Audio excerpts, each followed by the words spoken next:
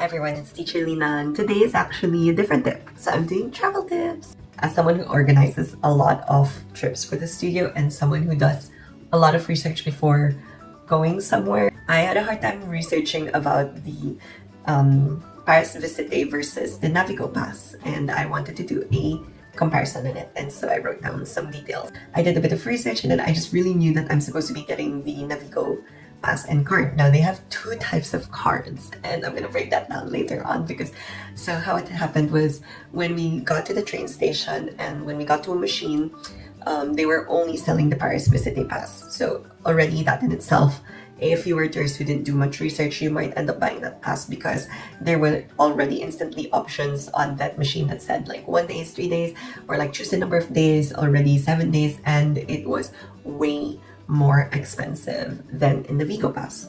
Thankfully, I did a lot of research on this. So I knew I wanted the Navigo card, but I didn't know which one. So apparently there was even a different one. So initially what happened was we got a Navigo card, which looks like this. I'm going to show you guys. Now the Navigo card, it's just like a plain card, kind of like a metro card, and you can load it with the number of rides you're going to take. I would say it's still quite practical to get this for like single-use tap if you're only around Paris maybe for a few number days. And I still think that it was so confusing because I was trying to look for a Navigo card like this, but for 7 days, because I knew I wanted the 7-day card because we arrived on a Sunday and we were gonna leave on a Monday. And I remember reading that there was a 7-day Navigo weekly card for zones 1 to 5, which covered everything I needed for only 30 euros. Meanwhile, the Paris Visite had 5 zones, but it was 75. So the savings were 45 euros. That's all you need to know if you're staying a week, even if you're not staying a week actually, and you feel like you're going to consume more than those amounts of rides. If you ask me, it's still worth getting the Paris Navigo card, or what it was called. Just make sure that the Navigo card that you're getting looks like this. It comes with a card case. And I have some videos of us prepping it and my photo, which I will not show because I had to stick my photo here on the bottom. And you have to put your name here as well. So this is how the card looks like. Oh, there. It's called the Découverte Card. Now I remember. But this is the card that you want. It can't even get out. Like, it was kind of hard to prep actually. But all I knew is that I needed an ID picture and I needed all these things. There are a lot of machines around Paris that or like right next to the card vendor person, there is a machine that you can take a photo in. So in case you didn't bring your photo, that's where you would do it. So the only problem was I got this first and I didn't know how to get this, which is what I wanted.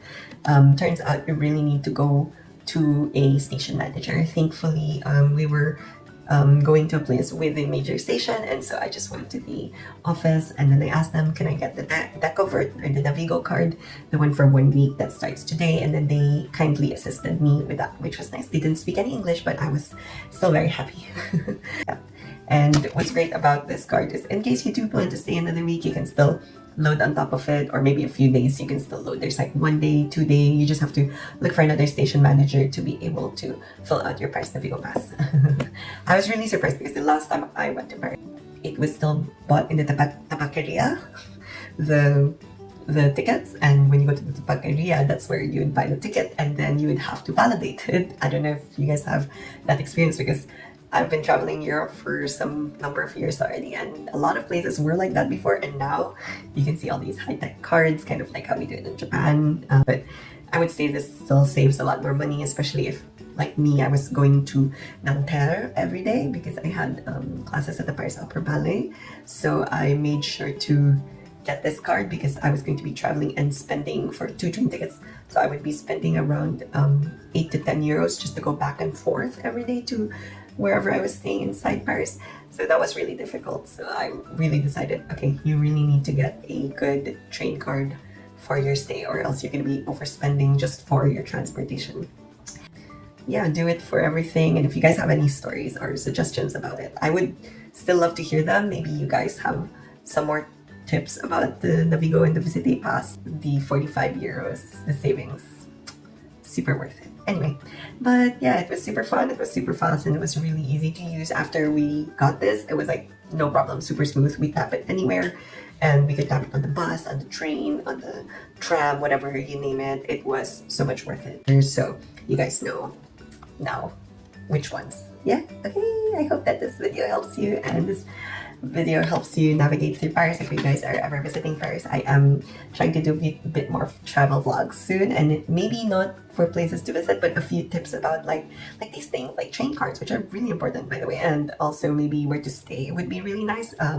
I've quite experienced like booking hotels in Paris, and I am excited to give some tips about that too. And I hope that you guys enjoyed this new section on my vlog. I know I'm sharing more about the studio, and the studio is so busy, so I really appreciate everyone's support. And till next time again, paalam and much love always.